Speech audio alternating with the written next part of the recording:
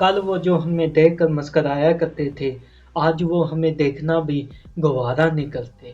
शैतान कहता है मुझे पता है तुम्हें क्या चाहिए, दौलत, ताकत और वो लड़की भी। लड़का हैरानज़दा होकर सोचता है ये सब इसे कैसे पता? शैतान आगे बढ़कर कहता है बस एक सौदा करो, अपनी रूह मुझे बेच दो और सब कुछ तुम्हारा हो जाएगा। वो एक स्याह कागज़ इसके सामने रखता है और कहता है बस साइन कर दो और सब कुछ तुम्हें मिल जाएगा।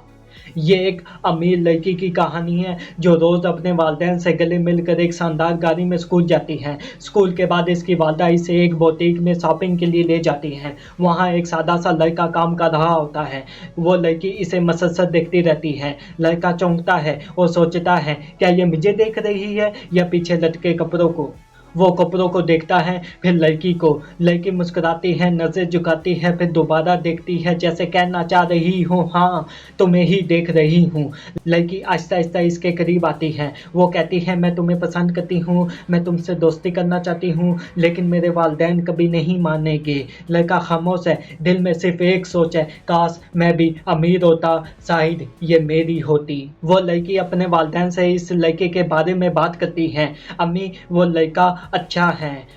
और वालिदैन सख्त लहजे में कहते हैं दौलतमंद नहीं है तो अच्छा कैसे हो सकता है। रात को वो लड़का अपने सादा से कमरे में बैठकर दुनिया की सबसे मशहूर गेम खेलता है।